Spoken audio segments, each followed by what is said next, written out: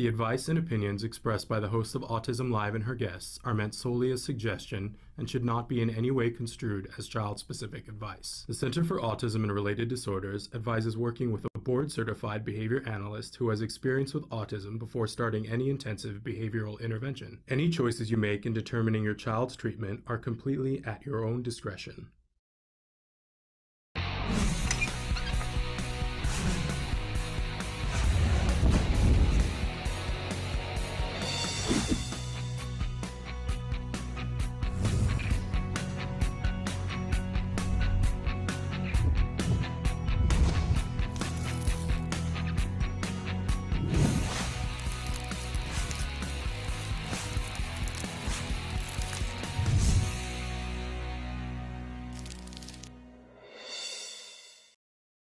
Good morning and welcome to Autism Live. I'm Shannon Penrod and we're coming to you live from my house and from a couple of other places too.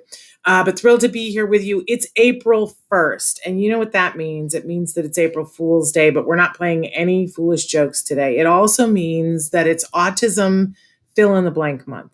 And I say it that way because, everybody has adopted different A words this year. So, for instance, the UN is still calling it Autism Awareness Month. I know that the Autism Society of America is asking for it to be Autism Acceptance Month. And TACA is calling it Autism Action Month. I like all of those A words. I also like the word access. And I think that it's, fill in the blank. It's what does it mean to you? I've always said that I just think that even the word autism, it's not big enough to encompass our beautiful community and all the people in it, right? Because there is a spectrum of folks in this community. And when I say community, of course, we do this show and we talk about that we want to provide information and inspiration to the autism community. We're talking about first and foremost individuals who are on the autism spectrum themselves. We're going to talk a little bit about that today and what that means. But of course, they are the beating heart of our community. They're our reason why. And so, of course, we need to include and elevate and have them have a voice here on the show. But also in the community, we include everyone who loves those individuals. I count myself in that area of our community, someone who loves several individuals on the autism spectrum. And like a lot of you, I want to make sure that folks on the spectrum get the full rights, dignity, opportunities to do all the things that they want to do. Love who they love, work who they want to, where they want to work, live where they want to live, all of those things. That's what I want.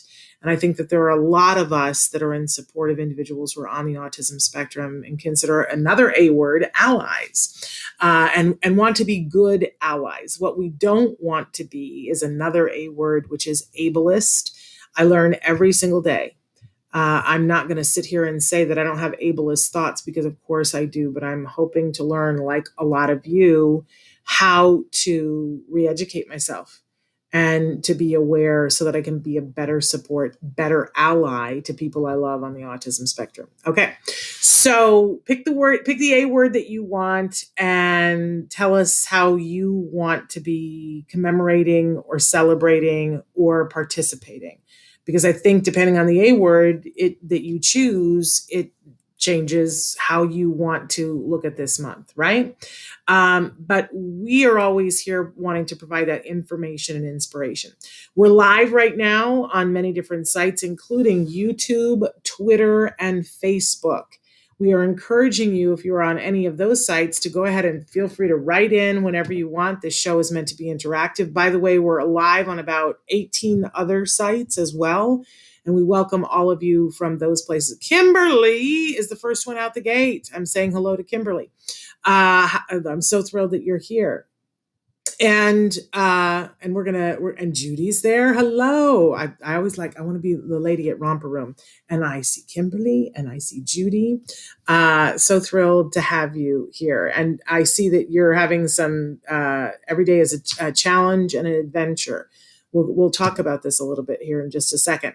So we're thrilled that you're here. I want you to keep in mind, if you're watching us live, we love when you participate live, like Kimberly and Judy are.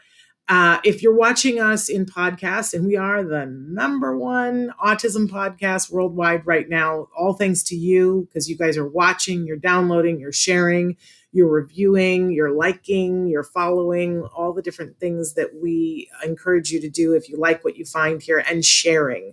Most important, Nancy, good morning to you. 2 days in a row, Nancy. I don't know what I owe this pleasure to, but so thrilled that you're here with us. So Nancy does some amazing face paintings that at some point we should feature you doing that on the show at some point, Nancy, because you are amazing at that. I dabbled for a brief, I can do a spider web for face paint, and that's about it. But Nancy's an artist. So thrilled that you are here. I haven't seen you in a month of Sundays, Nancy, but I used to love to be at events where you were at and to see your creations. Again, we will do that again sometime. That will be really fun. Okay. But in any case, we want you guys to participate. We want you to, if you find something you like here, share it so that other people can find us too. That's how we got to #1, which is just amazing. We can't thank you guys enough. And it's more than the thank you. What it means is that more people will get to see what it is that we're talking about here. And we think that with you as a part of the conversation, that's a really fun thing for people to do. And sometimes that it will lift them up. And we all know there are times on this journey where we need to be lifted up. I'm glad you're here, because I think we're going to lift you up today, because I've got 2 amazing guests that are going to be joining us in a little while that have both been on the show separately, but I don't believe they've ever been on the show together. Yes, I am talking about my husband and my son. They are going to be joining me in just a little while. And yes, I am frightened of what that could mean. But if you guys have questions for either of them or both of them, you can start writing those in right now. I like to remind you guys at the start of the show that we have lots of experts that are on the show here. Not today. Well, that's not entirely true. My son is very much an expert in himself. So there you go. But my husband and I are not autism experts. Need to get that disclaimer out of the way. We are proud parents, and we have been on this journey for a minute and a half. But that does not make us autism experts. So please keep that in mind. I always say that I have an informed opinion, and I'm happy to share it, but that's all it is an informed opinion. So we also want you to know that you're all welcome here, and that all opinions, that it's all good. We'll take you as you come, right? Okay. So we like to start Thursdays with something we fondly refer to as the jargon of the day. Somehow Traven tells me we've never done this jargon term before, and shame on me that we've never done this before, but today's a great day to do this jargon term for the first time. When we do the jargon of the day, we give you the word phrase acronym, and we give you the actual definition, often from a dictionary, then or some textbook, and then we give you a working definition, and we hope that somehow you'll be able to put it together in a way that you can understand. So today's jargon term, are you ready for this? The one that we haven't done before, which is crazy because we talk about this all the time on the show, but just never really went so far as defining it, is self-advocate. And this is a very important term. So let's first look at our actual definition of self-advocate. What is a self-advocate? And, because dictionaries are so much fun. The actual definition for self-advocate is an individual engaged in self-advocacy. Well, that cleared it up, right? So let's look at what is the definition of self-advocacy. And let me tell you, I looked this up in a lot of different dictionaries, and I rejected a lot of them because they were ableist in their definition. But I found one, the Oxford definition, that I kind of liked. And it was the action of representing oneself or one's views or interests. Because a lot of the other definitions said speaking up for oneself. And I sort of hated that.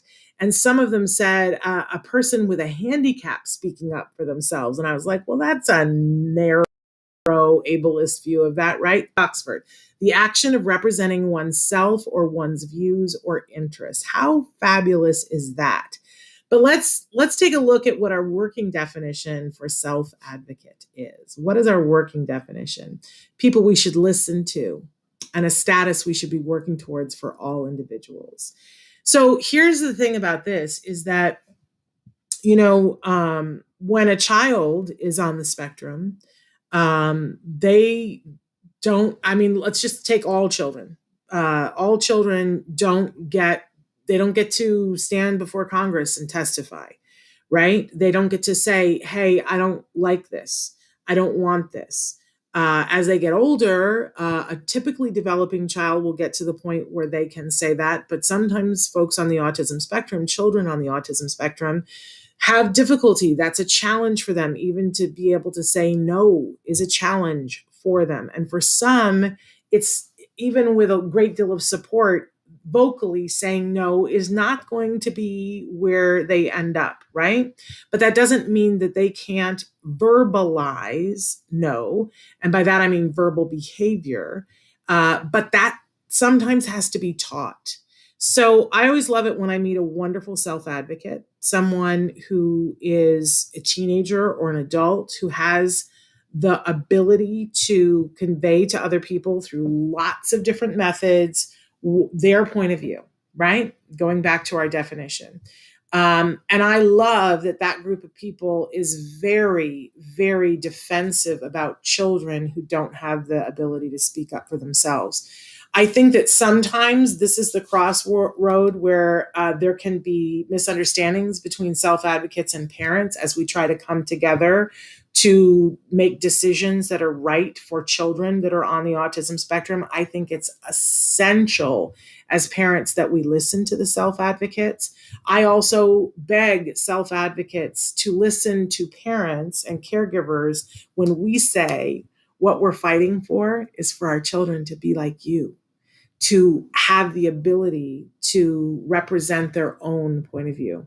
I think I can speak for pretty much every parent of every child that I've ever met on the spectrum and say that is our fondest wish for our children to be like you.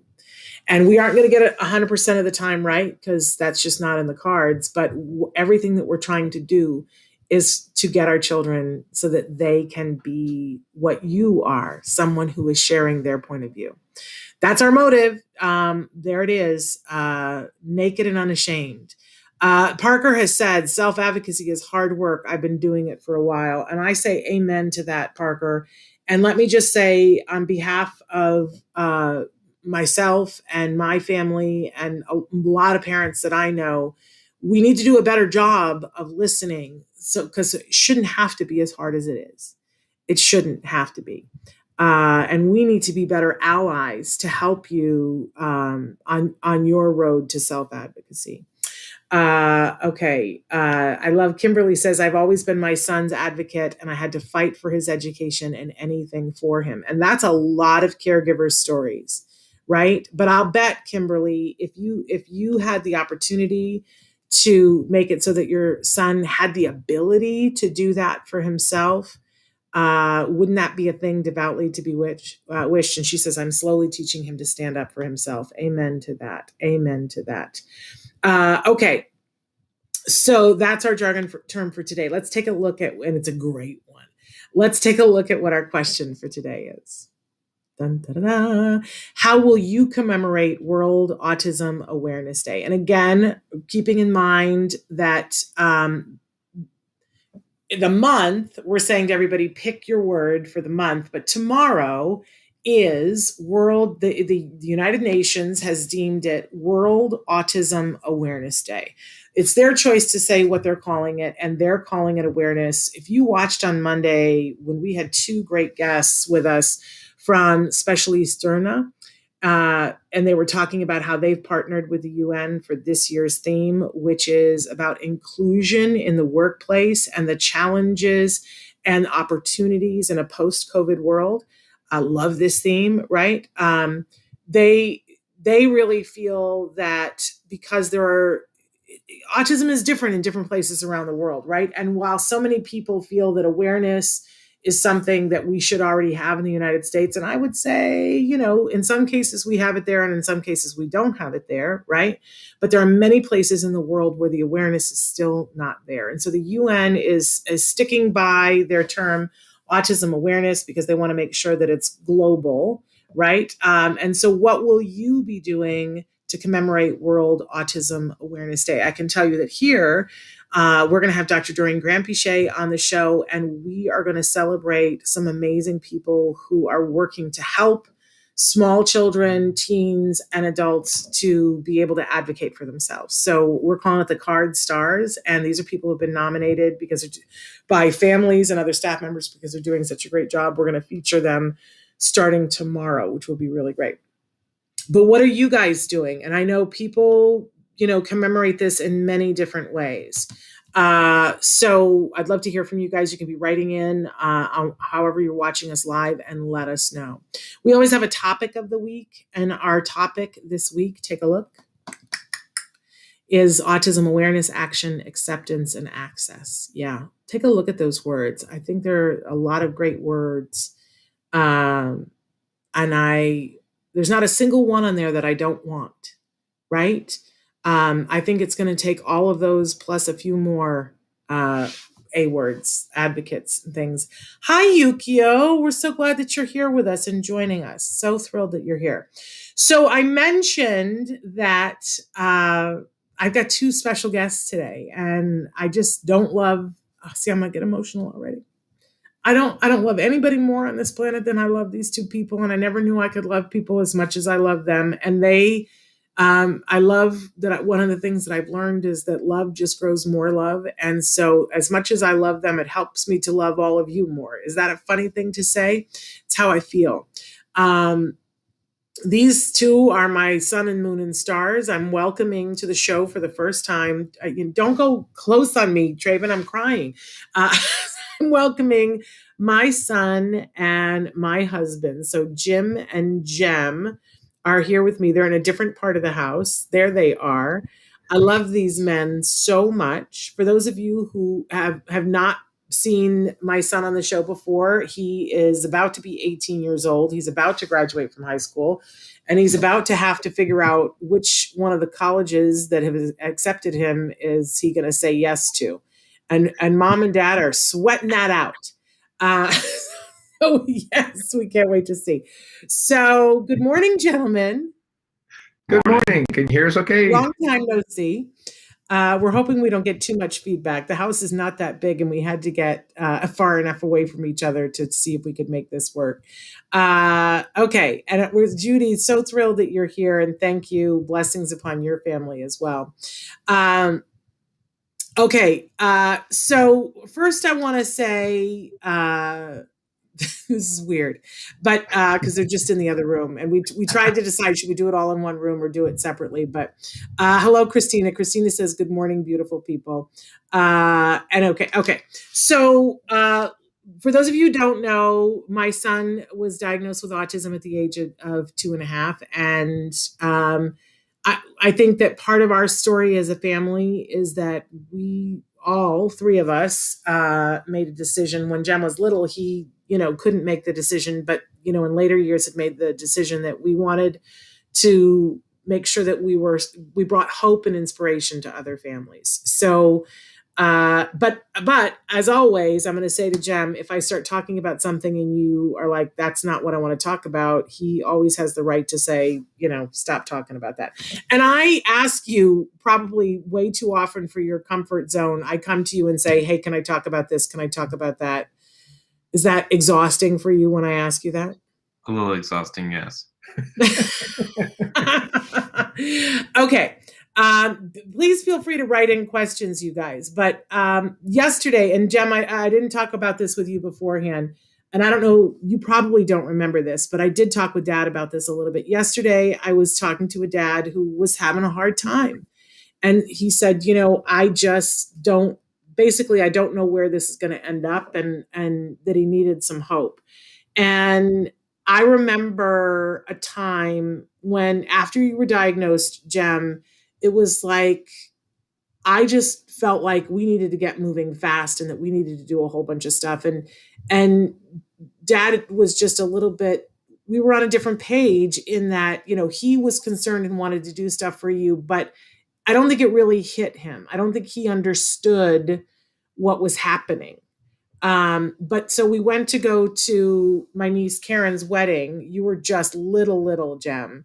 And it was terrible. Our flights got canceled. We got stuck in Denver. We couldn't get a hotel room.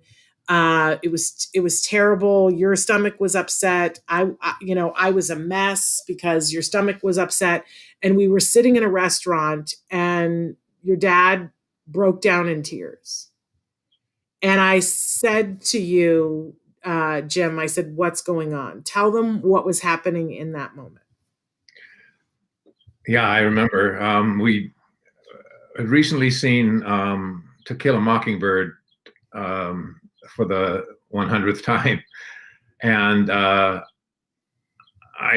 just watching the father-son relationship, I was, it was still early on. So it just finally hit me that the future is so unpredictable.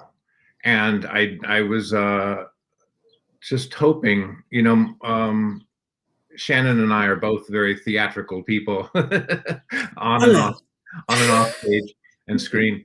But I just always wanted to see, I always pictured maybe acting with my son, or certainly seeing him acting in something if it was something that he wanted to do.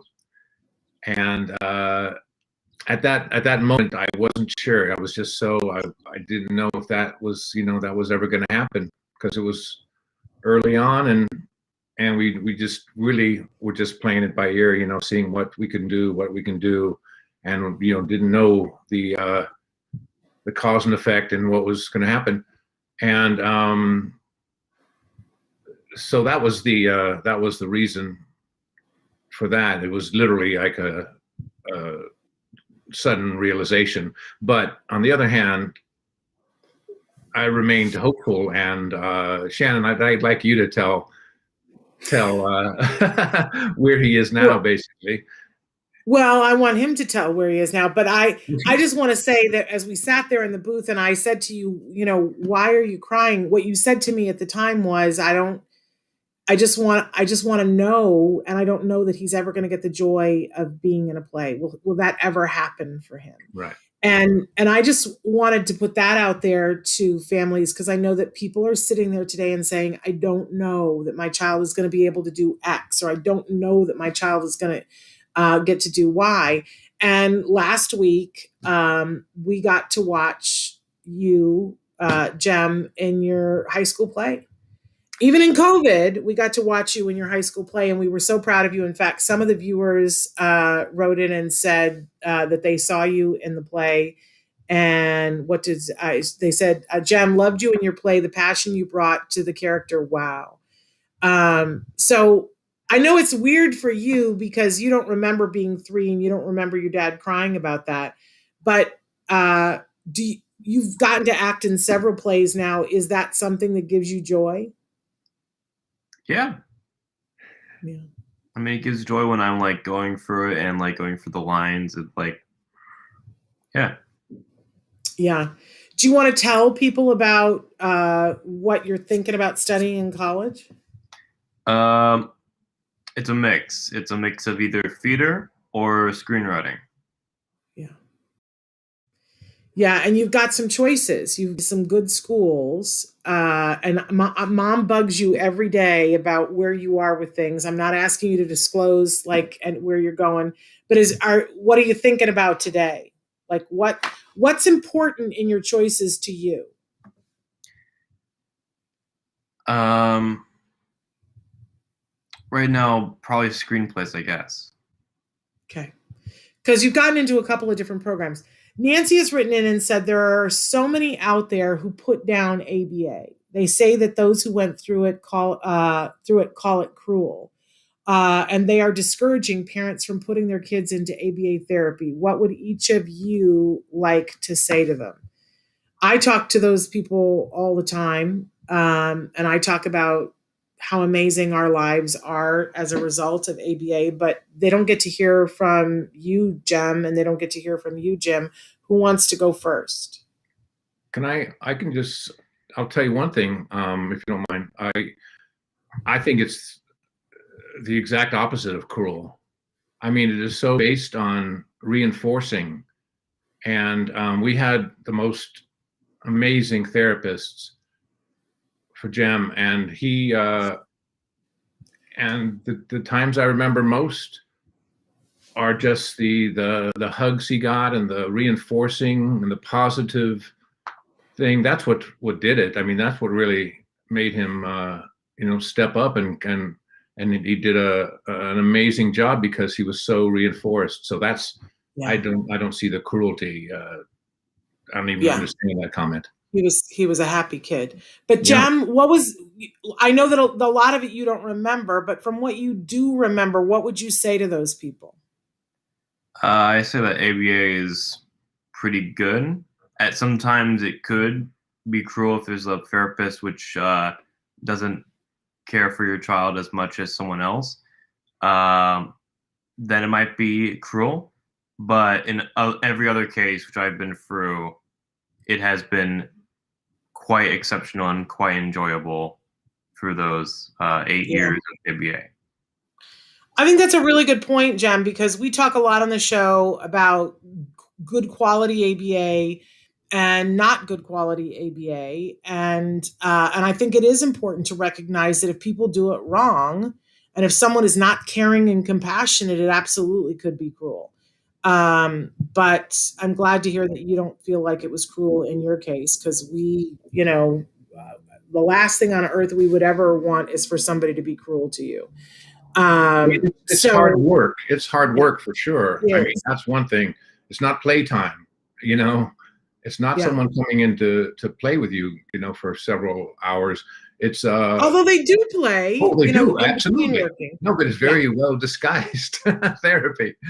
No, absolutely. He has an amazingly great time, and he makes amazing accomplishments. But it's the reinforcement that's always there for me. That's what I always think of immediately. Yeah. So someone else said, let me explain that a lot of self-advocates think that it's abuse because it changes who they are.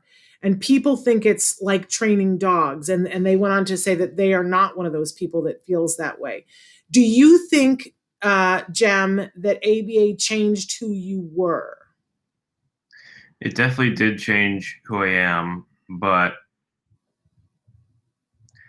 it changes it in a way that it allows me to speak. Yes, it teaches me about some things and it teaches me how to speak, but it doesn't change me personality-wise, or at least it changes me personality-wise in the way that somebody would change their personality over time.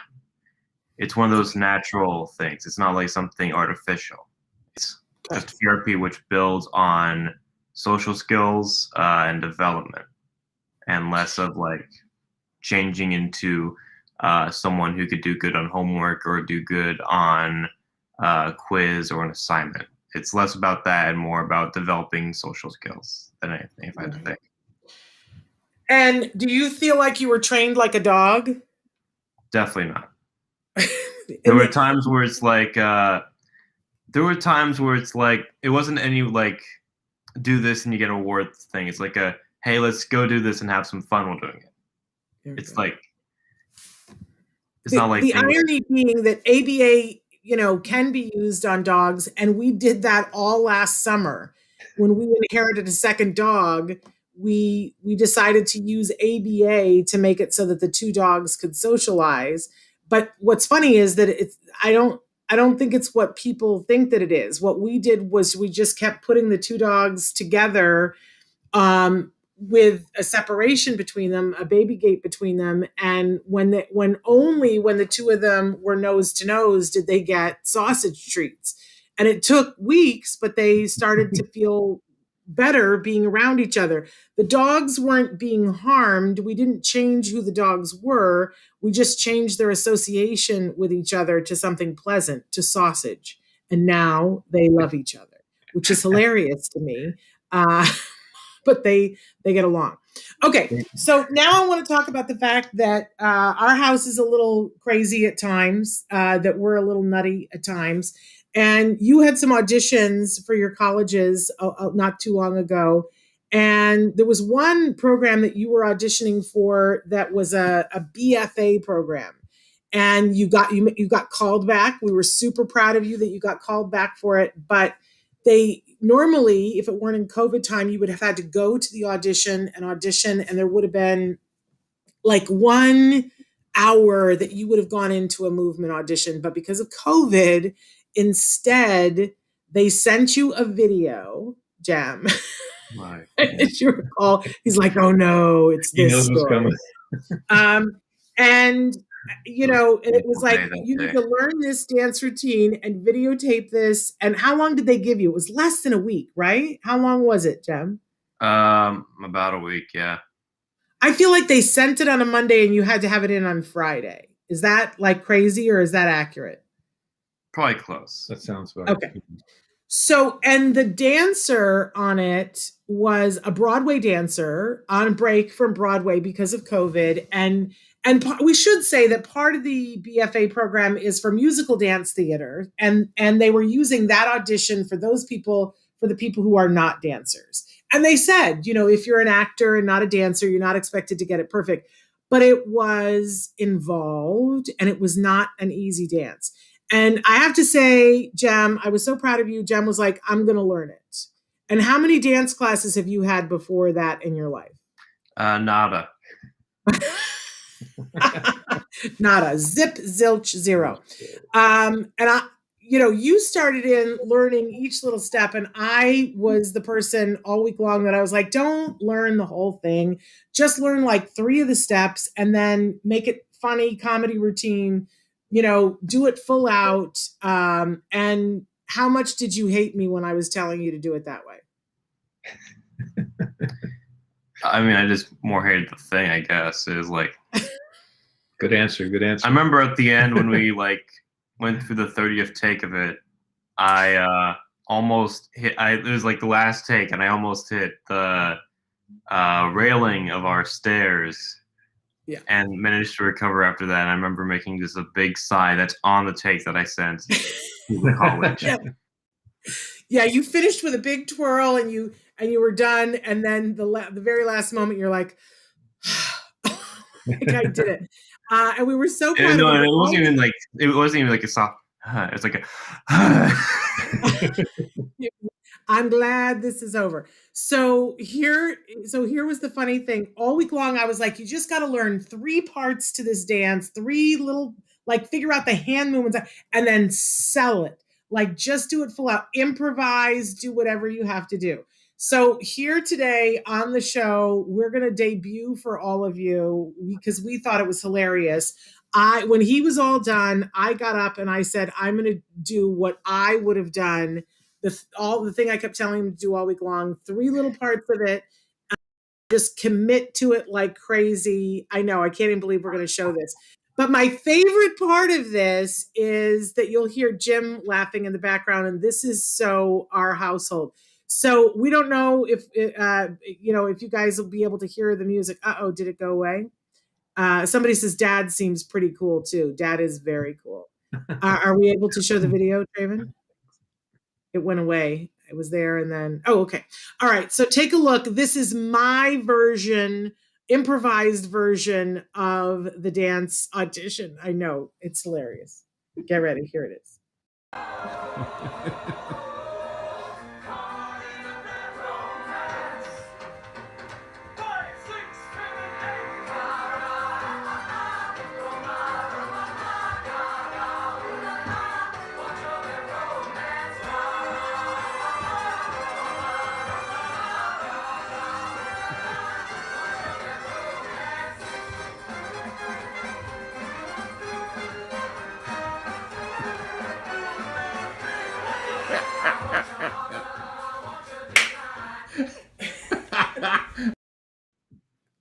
So I want to point out that the first move was actually on the routine.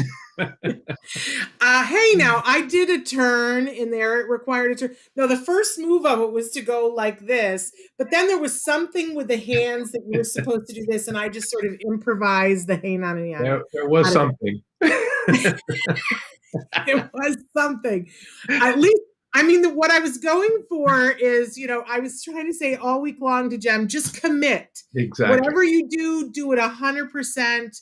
Be willing to laugh at yourself. So this is our this is our fun for you on April Fools. Officially, I am the April Fool here, but that's what a mom would do for her son, right? That's a great mom. I love that you guys enjoyed that. And somebody said, so flexible. I hurt for a week afterwards. What is that, like 30 seconds? But I was almost in traction, you guys. But it was, and I almost fell down during the spin. I don't understand how other people did this audition because, we had to get him full body. We had to move everything out of our dining room and shoot from across our living room. And it was craziness. But we're so proud of you, Jem, and everything that you do is really remarkable. So I'm wondering let me go back through because people were writing in. Jem, what would you tell kids about, Jim, what would you tell kids about your son's progress to functional communication? How do they mean functional communication? Oh, So functional communication is sometimes people speak, but sometimes people sign, sometimes people use an iPad to be able, but it's all communication. And if it's functional, it means you get what you want. Right. Well, I mean, he had such progress. I mean, early on, we had that time where he would say a few words, form a sentence, and then it went away. And that's the scariest thing. But just as magically, maybe not as magically because it's, a proven thing, but with the ABA is that they worked so hard to get it back. And not only did it come back, but when you think about it, someone who we were actually concerned about communicating at all, this young man writes like as prolifically as Stephen King. I think Stephen King is trying to catch up to his writing. It's not only is there a lot of it, it's like, we read this one thing, we actually was, it could have been put up next to Steinbeck, and I'm not even, it's not just a dad saying that, it was beautifully written. And so his communication, came out through that and through his amazing therapy. And so that's as much progress as I could have ever hoped to see. And so we're just so proud. Yeah, and I think it's important to remember, especially this month, that everyone has the right to communicate. Everyone. And that not everybody communicates in the same way. And that even we tend to think that we're all vocal communication, but we're not. If you read Skinner's verbal behavior, he says that I think it's 13% of communication is vocal. And the rest of it is something else. Right now, I'm looking at their faces and Jem's not saying anything, but I can tell, he's a little bored. Right. Right. And, he rightly so gets a little like, okay, I'm sitting here and you're talking about me. Right. But he's not saying that. So it's important that we look at all types of communication and allow people to communicate the way that they want to, is what I have to say about that. Jem, anything you want to say?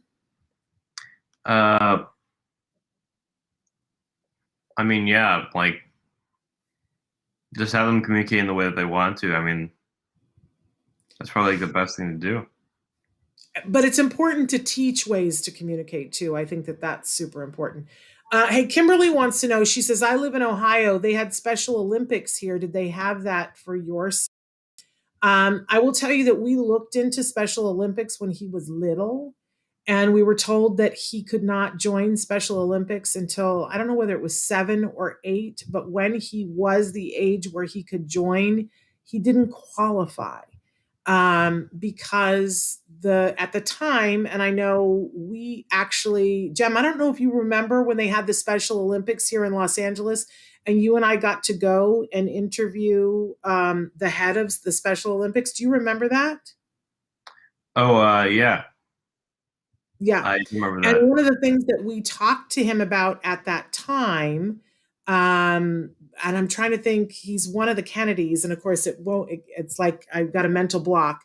But lovely, lovely gentleman. But we talked to him about the fact that the Special Olympics says that you have to have a mental disability, and that they were talking about changing that because many people on the autism spectrum do not have a mental disability. And so there are some people on the autism spectrum that are qualified, are eligible for Special Olympics, and some that aren't. And I know that it was something that was being talked about, but Jem was not eligible.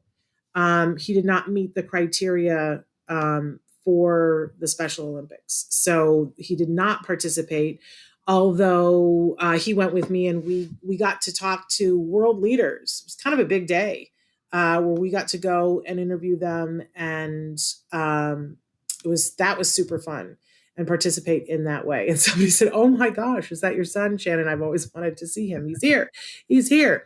Okay, Jim, they want to know about marriage and marriage tips on this journey, as if you and I could give marriage tips.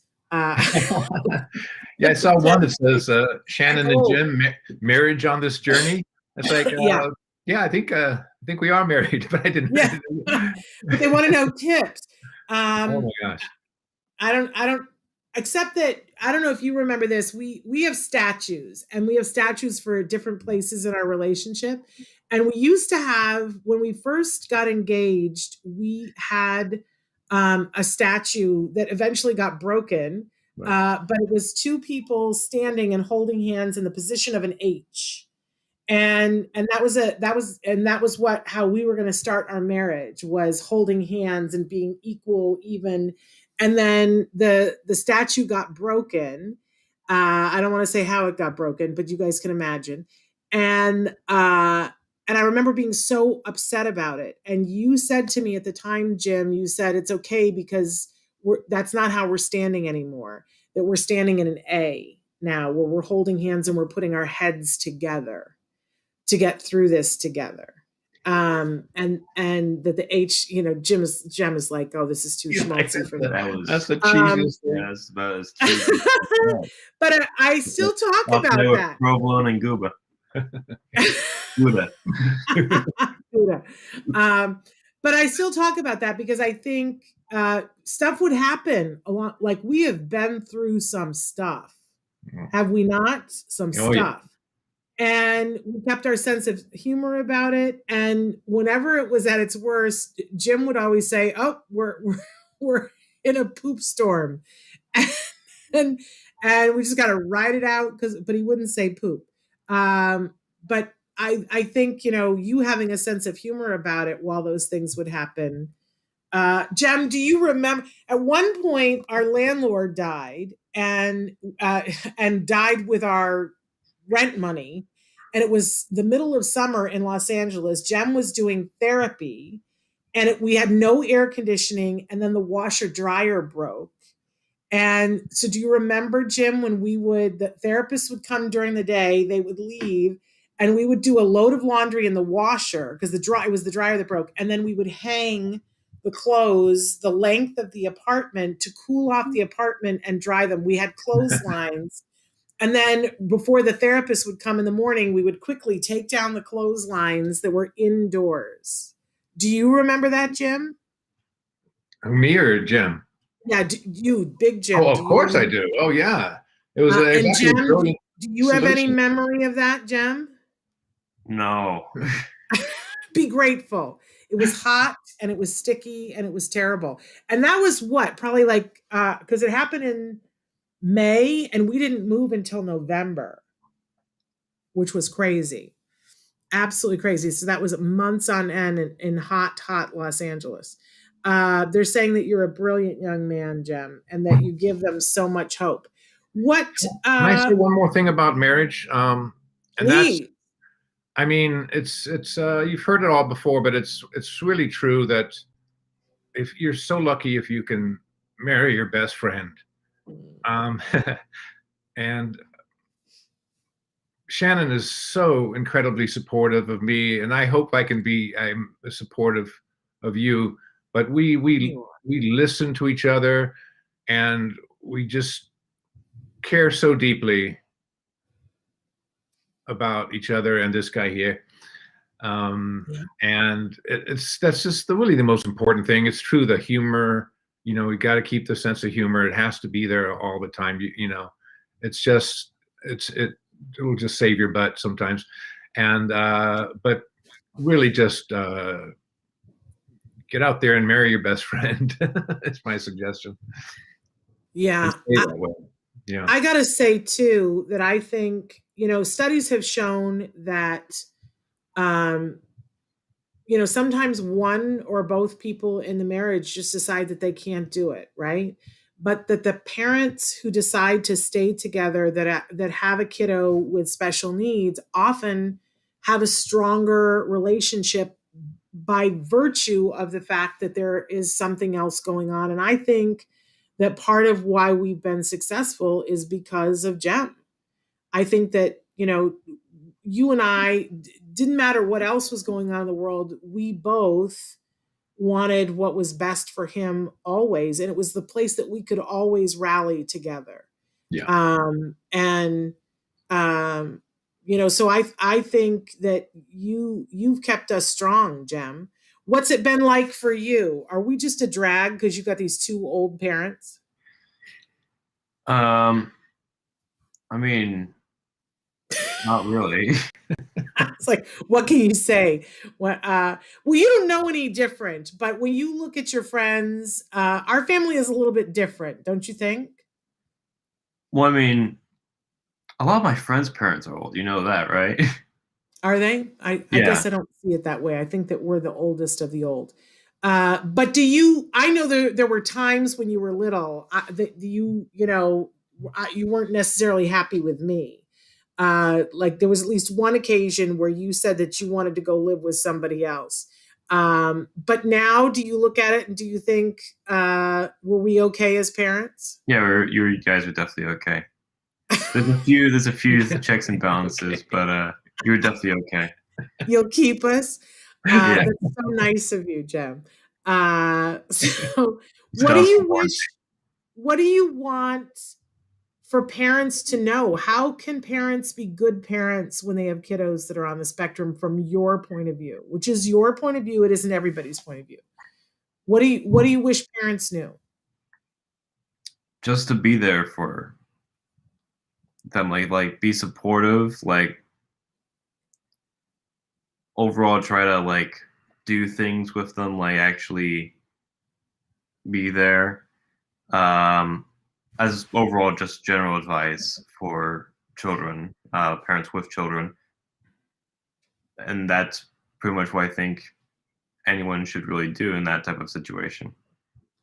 Daddy and I were talking the other day about how when you were little, we didn't have enough money, first of all, but money was always tight, and we were always looking for things to take you to do that were free things. So we were taking you to this street fair or that museum on free museum day, or what we feel like we dragged you around places. And I now look back and think that was one of the best things we did. And we took therapists there. Do you remember any of that? I remember some of that. I don't think I remember as much as you guys do, but I do remember going to a lot of museums and a lot of things back in the day. I remember that we used to go to a lot of walks, autism walks, specifically, and other events like that.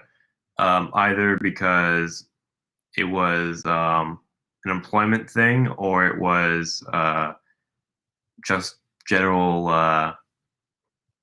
like occasion to go there, like something that you would like to go to. And I remember that, and it definitely did help. It definitely Yeah, made by me the feel time, happy and I'm to sorry. enjoy myself. And I think it would definitely help with somebody with autism to actually experience their community and experience some fun things like museums. Yeah. Yeah. And uh we did so much more of it when you were little, but by the time you were a little bit older, I was back working a lot, and a lot of times I dragged you to every event under the sun. But sometimes we had fun in our adventures. Sometimes we've had a good time. Can you think of one time that you remember that was something fun that we got to do because we were on one of our adventures, either with dad or without dad? I remember picking cherries, and we usually do that around June. We're probably not going to do it this year, but Yeah, we used uh, to go cherry picking. We used to go peach picking too. right. I thought you were going to say when we went to Boston a year and a half ago, because I think Daddy and I remember that as one of the most fun things that we got to do. Did you like that when we I went did to like that. Boston? I don't know. It didn't seem like the first thing on my mind because it was a little bit later and not Yeah, kind of in that period where we're like going to explore like specific things. It was like a little bit more of a family vacation and more than that, in my opinion. yeah. Yeah, that's true. Although we did some speaking engagements while we were there. That's why I was thinking of that. So somebody said it's hard when the spouse is not on board yet, but we will get there. They said my husband is having a hard time, lots of guilt. Anything you want to say to that, Jimbo? Wow. Well, the guilt thing is definitely it's an issue. It's definitely an issue. Um, I mean, we live our word. We have the word of the day. Our word is hope. We always have that foremost in our mind. You know, you can't predict the future, but you can try just your very best to get the best future you can for your kiddo. And so any guilt I have is relieved by the fact that we just know that we have done our very best to get the very best for our son. And so that's pretty much how I feel about that. Yeah. And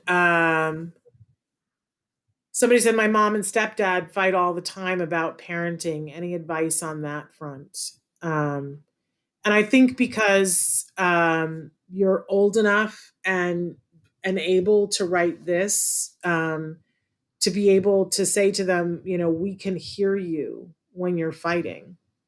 We're aware of it. Now we're not big on the fight front, Jim and Right.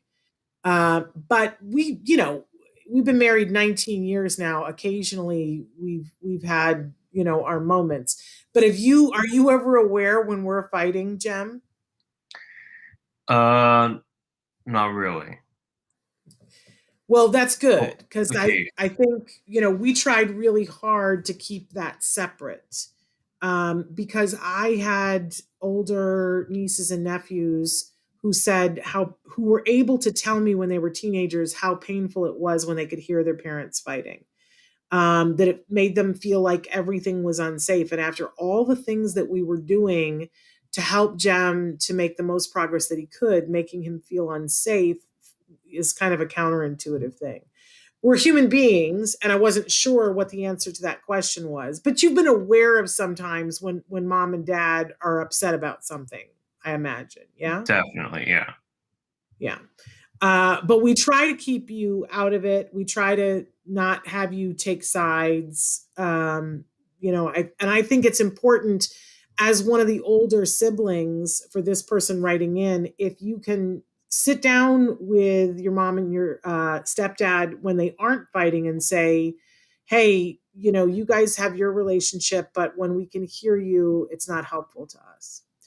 Alicia wants to know, Jem, how old you were when you stopped ABA, and at what age we started seeing the progress. So do you remember how old you were when you graduated from your ABA program? I was 8, and that's when I stopped ABA. I remember on my 8th birthday, we had like a whole graduation ceremony for that.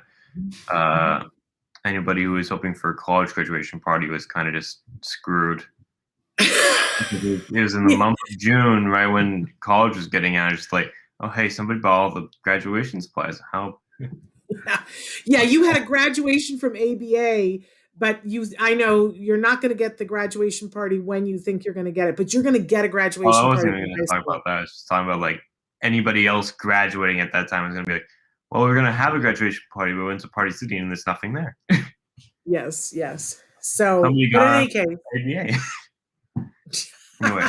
Yes, because we had a ginormous graduation party for him. He was 8 years old. He graduated from his ABA program. But I want people to know that he wasn't done then. He still had things that he was catching up with at 8. It just meant that it was time for him to take all of that into the world and learn from the world instead of be in therapy. And it was right after his 3rd birthday when he started doing ABA, and we saw progress in the first week. Do you remember, Jim? We started ABA and we were about 7 days in, and somebody gave you tickets to a Dodger game. Do you remember that?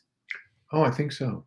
And we decided to go to the Dodger game. And just the other day, we were watching home movies of Gemma.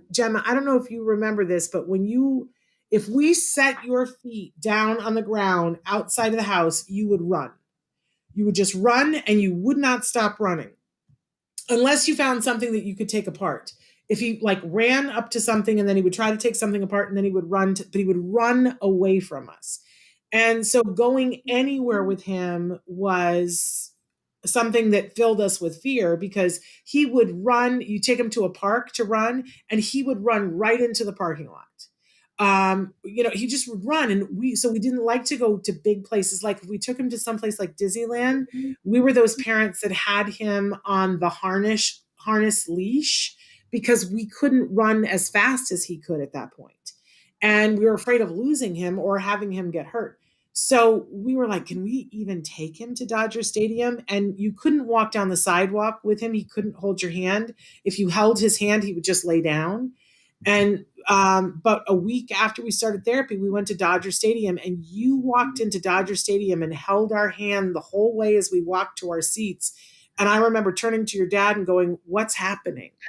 Like something's happening. Something's different. This is crazy. We're able to walk into Dodger Stadium, and my heart wasn't filled with fear. I thought he's gonna stay with us. And so that was huge. That was absolutely huge. And then every week there was more progress. I want everybody to realize, though, that I felt like at the time, it felt like we weren't making enough progress. And I know many of you have written this in, that I was like, well, but he hasn't asked a WH question yet. And he hasn't asked a question yet. And he hasn't done this and he hasn't done that. And it was just never enough for me, because I was like, we're not going to make it. Because what I wanted was for him to be able to go to college. And I said, we're never going to make it. We're so far behind. We're never going to make it. And here we are. And it all added up. And I just want to say to all of you, if you're sitting there and you're like, well, but it's not enough and it's not going fast enough and we're not making enough progress, and you're comparing it to other kids, there were other kids who were moving faster than he was. And it drove me batshit crazy. Excuse me. Drove me bat poop crazy, right? I know what happened. Sorry, excuse me. But it drove me crazy because there were other kids who were learning faster than him. He was learning fast, but there were other kids who were doing it faster.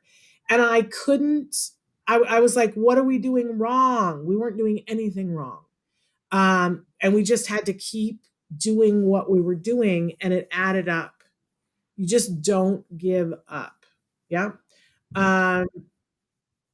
Okay, somebody said, Shannon, Jim, and Jem, I respect all you do as a family and how you dealt with autism. He is handsome, smart, and well-spoken young man.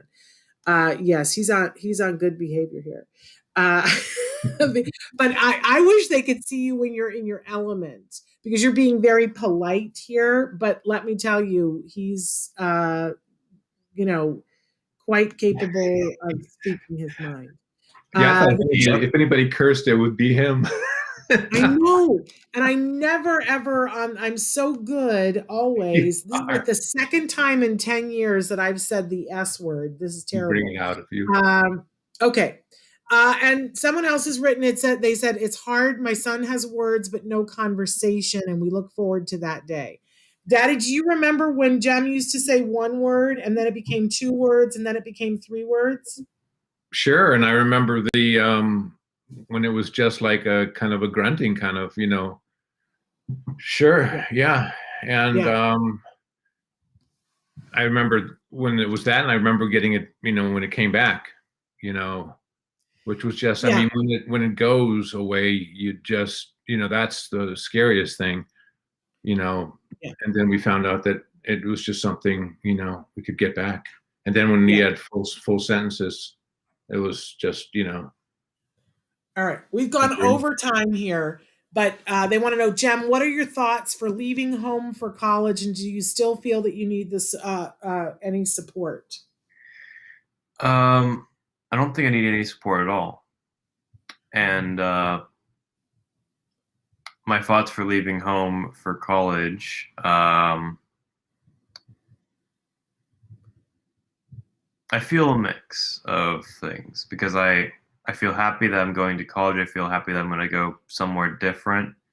Probably I have the possibility of going to Boston, Philadelphia, stay in California, or New York, and maybe Texas. And I could go to any of those places, which is fun.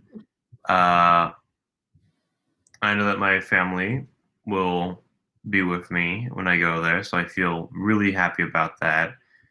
At the same time, I always wonder, like, what is going to happen next? And that is what gets me a little bit fearful about what's going to happen next, because, like, the future is always uncharted territory. And I always think, well, I could just do what I am already thinking of doing and doing for screenwriting or acting. But then it's like, but which one would I do more of? And it's a whole bunch of unknowns, which are ahead of me right now. So honestly, I feel like college is going to be great, but it's going to be a lot of me having to choose things besides other things, and actually finalizing and narrowing the path that I'm taking. Yeah. But you know that it's totally normal and typical to have that double-edged thing of like being excited about it, but also feeling some anxiety and some fear, right? Right. Everybody feels that. Well, you guys are amazing. You know, I love you. I'm verklempt. And I appreciate you guys being on the show with us. And I appreciate the viewers being here and being gentle with us.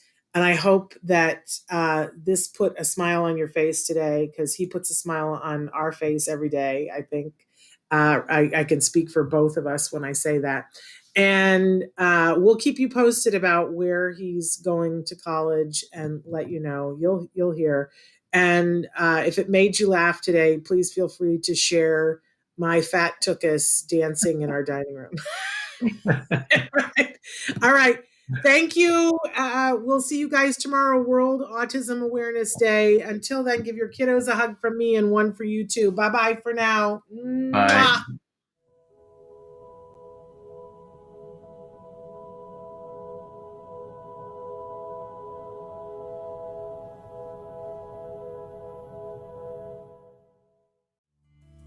Thanks for watching Autism Live. If you found anything helpful in this video, please give us a like. In fact, make sure that you smash that subscribe button on YouTube and give us a like on Facebook.